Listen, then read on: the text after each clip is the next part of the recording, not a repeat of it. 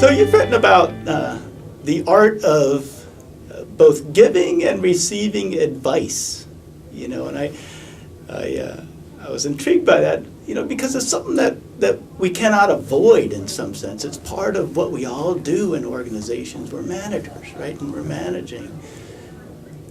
Tell me a little bit about that. But before you do, I want to ask just a very straightforward question. Which one's more difficult?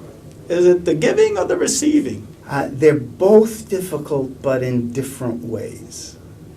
So there are some predictable errors that people make in seeking advice and receiving advice and giving advice. So the challenge with seeking and receiving advice comes in two axes. The first is picking the wrong advisor. We tend to pick on access, on likability, on the self-confidence expressed by the individual. Turns out that none of those are good proxies for the quality of advice. So we tend to pick the wrong people to advise us. The other problem is there's a very large literature on how people respond once they've heard advice. They heavily, heavily discount almost whatever they hear.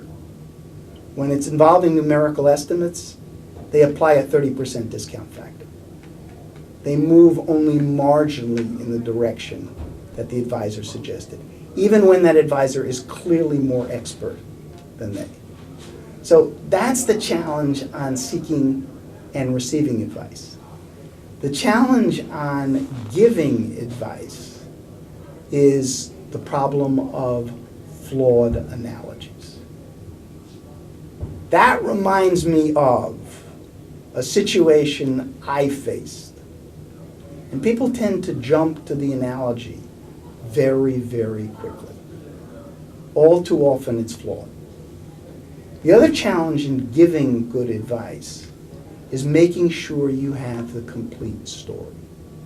So we interviewed a number of people who were acknowledged to be expert advisors. And one of them said, the challenge for me is my advice is only as good and only as accurate as the story I've been told. Those stories are often self-serving. They compress the problem. They make the advice seeker look good. And that's not always the reality. So both are challenging. Picking the wrong advisors, discounting advice on the seeking side, and flawed analogies, not hearing the full story or probing for details on the giving side. What are the rewards? What if we were to solve some of these problems? What's on the other side? What can we expect? So first, a misconception, because there's an important misconception out there. And that is, the misconception is, the more you seek advice, the less you will be valued as an independent thinker. Turns out that's just flat out wrong. The relationship between advice and performance evaluations is actually an inverted U. So if you seek little or no advice, you're not viewed very favorably. If you seek advice all the time on every question, you're not viewed very favorably. But seeking a modicum of advice from experts is viewed as a sign of good judgment, of knowing your own limitations. So part of the payoff is better performance and better evaluations by superiors and peers. The second payoff is you learn. Advice is a form of information sharing. And you can learn in many different ways. Advice, in many ways, is different from what we call counsel. So advice is, give me the answer. Should we build a factory in China or not? Counsel is navigation and process. How might I approach this difficult supply negotiation? What might be some hot buttons? What should I be aware of that I haven't attended to? That's advice, but of a very different kind. we call it counsel. And on the other side of counsel is success. Because very few people have those process skills before they've done the experience.